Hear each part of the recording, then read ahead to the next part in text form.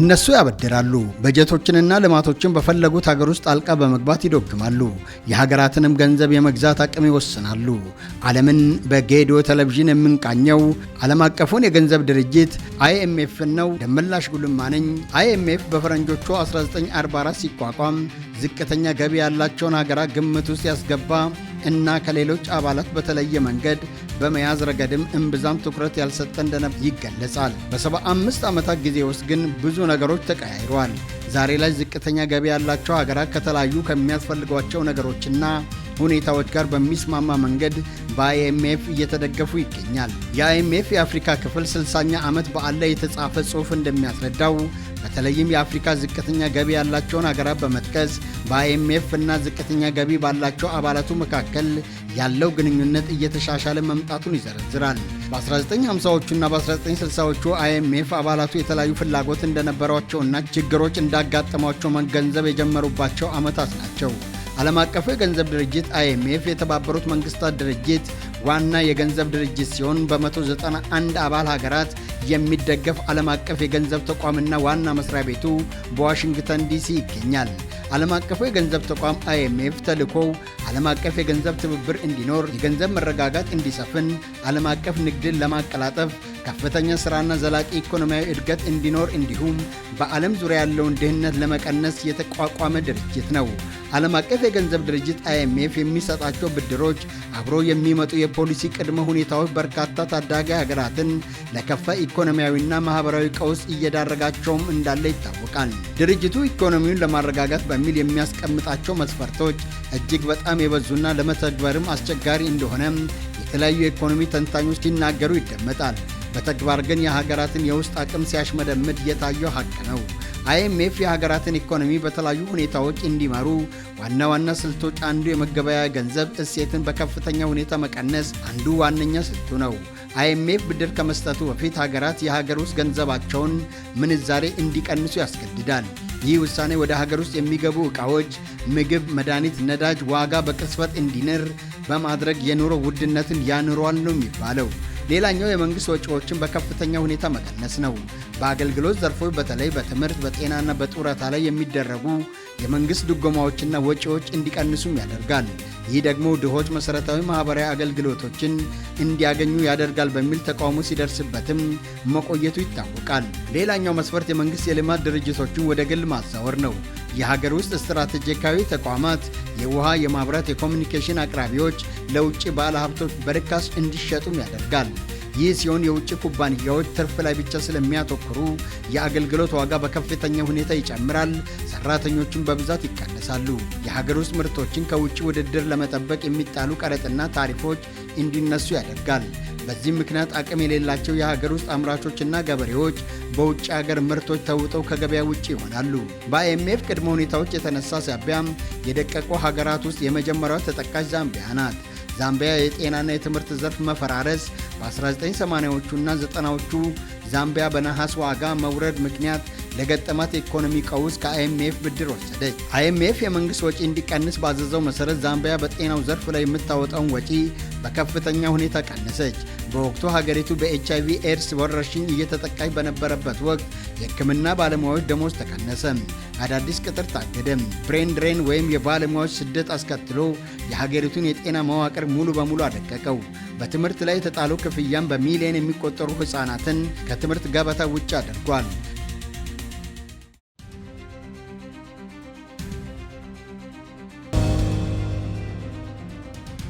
የዓለም አቀፉ የገንዘብ ድርጅት በላቲን አሜሪካ በምትገኘው ጃማይካ በገንዘብ ድጋፍና በብድር ስም የግብርናው ዘርፍ ከጥቅም ውጭ ስለሆነባትና የሀገር ውስጥ ፍጆታ ማሟላት ስላቃታት ከ1970ዎቹ ጀምሮ የገጠማትን የውጭ ምንዛሪ እጥረት ለመቅረፍ በተደጋጋሚ የIMF ደንበኛ ሆናለች። በዚህም IMF የንግድ በሮችን እንድትከፍትና የወተትና የሽንኩርት ምርቶች ላይ የምታደርገውን የሀገር ውስጥ ድጎማ እንድታቆምም አስገደዳት። በዚህ ምክንያት ከአሜሪካና ከአውሮፓ በሚመጣ ድጎማ እየተደረገባቸው በረከሰ ዋጋ የሚገቡ የግብርና ምርቶች የጃማይካን ገበያ አጥለቀለቁት። የሀገር ውስጥ አነስተኛ ገበሬዎች ከውጭ ምርት ጋር መወዳደር አቅቷቸው ሙሉ በሙሉ ከስሯል። ሀገሪቱ ዛሬም ድረስ የምግብ ዋስትና ማረጋገጥ አቅቷት የውጭ ምርት ላይ ጥገኛ በመሆን እስከ ዛሬም አርሶ አደሮቻቸው ቀና ማለት አልቻሉም። ታይላንድ እና ኢንዶኔዥያ በ1997 በኤስያ የገንዘብ ቀውስ ወቅት IMF ለእነዚህ ሀገራት የነፍስ አድን ብድር ሲሰጥ የወሰደው እርምጃ ኢኮኖሚውን ይባስ አባባሰው። በዚህም IMF ያዘዛቸው ጥብቅ የማይክሮ ኢኮኖሚ ፖሊሲዎችና የባንኮች መዘጋት የሀገር ውስጥ የንግድ እንቅስቃሴን ሽባ አደረጉት።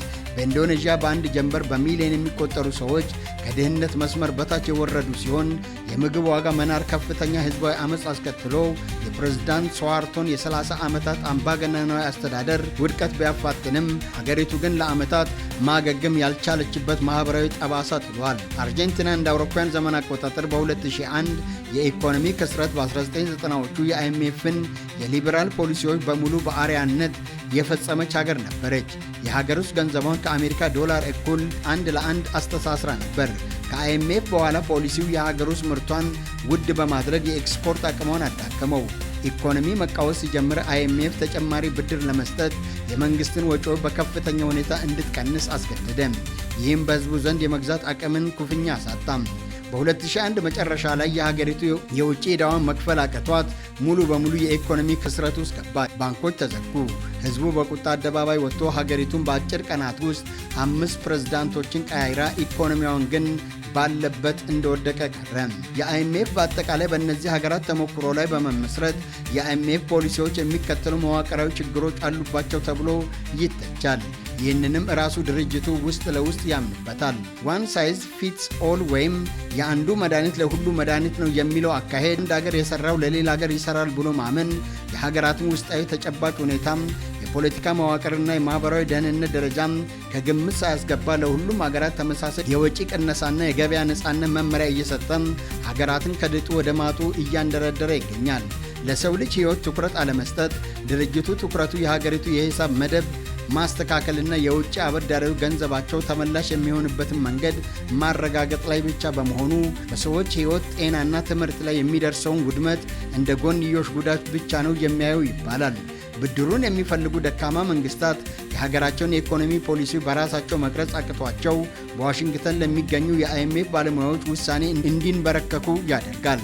በሌላ ቋንቋ ሉዓላዊነታቸውን ይቀማል። ሞዛምቢክ ለዓለም አቀፍ የገንዘብ ድርጅት የነበረባትን የ701 ሚሊዮን ዶላር ዕዳ ሙሉ በሙሉ መክፈሏን የአፍሪካ ግዙፍ ባንክ የሆነው ስታንዳርድ ባንክ አስታውቋል።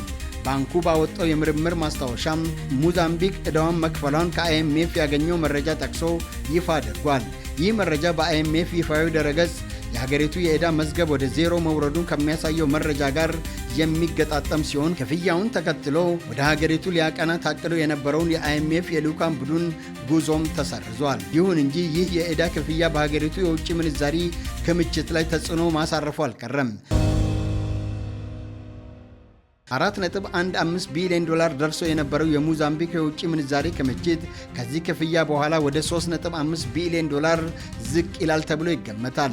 IMF እና የዓለም ባንክ ከዚህ ቀደም የሀገሪቱን የዕዳ ጫናና የኢኮኖሚ አቅጣጫ አስመልክቶ ስጋታቸውን ሲገልጹ የቆዩ ሲሆን በተለይም የዓለም ባንክ በሀገሪቱ የሚገኙ የ50 ቢሊዮን ዶላር የጋዝ ፕሮጀክቶችን አደጋ ላይ ሊወድቁ እንደሚችሉ አስጠንቅቆ ነበር። እንደ ናይጄሪያና ናምቢያ ያሉ ሌሎች የአፍሪካ ሀገራትም በቅርብ ጊዜ ውስጥ ከIMF የወሰዱትን ዕዳ ሲከፍሉ ወይም ሲቀንሱ ተስተውሏል።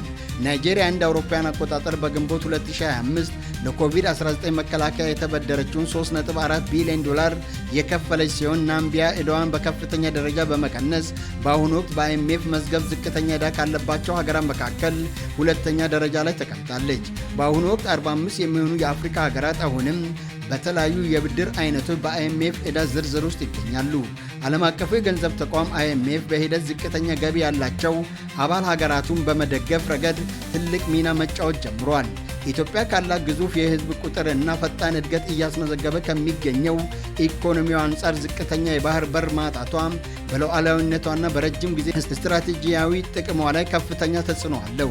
ሀገራችን እየተገበረች ላለችው ሀገር በቀል የኢኮኖሚ ማሻሻያና ከግብርና መር ወደ ኢንዱስትሪ መር ኢኮኖሚ ለጀመረችው ሽግግር ስኬትን በተለይም እንደ ኢትዮጵያ ታምርት ላሉ ብሔራዊ ንቅናቄዎች ውጤታማነት ቀልጣፋና ተደራሽ የሎጂስቲክስ መስመር መኖሩ ወሳኝ ነው። የባህር በር ባለቤትነት የሀገር ውስጥ አምራቾች የግብርናና የኢንዱስትሪ ምርቶቻቸውን በፈጣን ሂደትና በተመጣጣኝ ወጪ በቀጥታ ወደ ዓለም ገበያ እንዲልኩ ሰፊ ዕድል ይፈጥራል። ይህ ተወዳዳሪነት ደግሞ የውጭ ቀጥተኛ ኢንቨስትመንት በስፋት ለመሳብ፣ የኢንዱስትሪ ፓርኮችን የማምረት አቅም ለማሳደግና የሀገራችንን የውጭ ምንዛሬ ገቢ በከፍተኛ ደረጃ ለማሳደግ አስተማማኝ ዋስትና ይሆናል።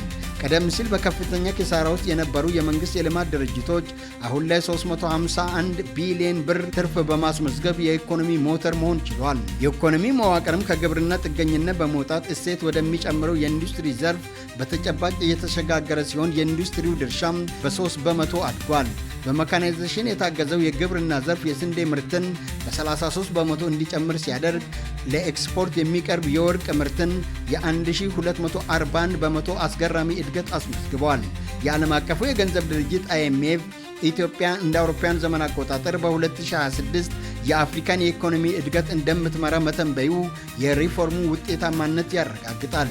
ኢትዮጵያ የጀመረችው ሀገር በቀል የኢኮኖሚ ሪፎርም ሀገሪቱን ከአክሳሪ የፖለቲካ ኢኮኖሚ በማላቀቅ ወደ ተረጋጋ የማይክሮ ኢኮኖሚ ምህዳር እያሸጋገራት ይገኛል ሲሉ ቢቢሲ፣ ኤፍቢሲ እና እንደዚሁ ደግሞ ኢቢሲ ዘግበዋል።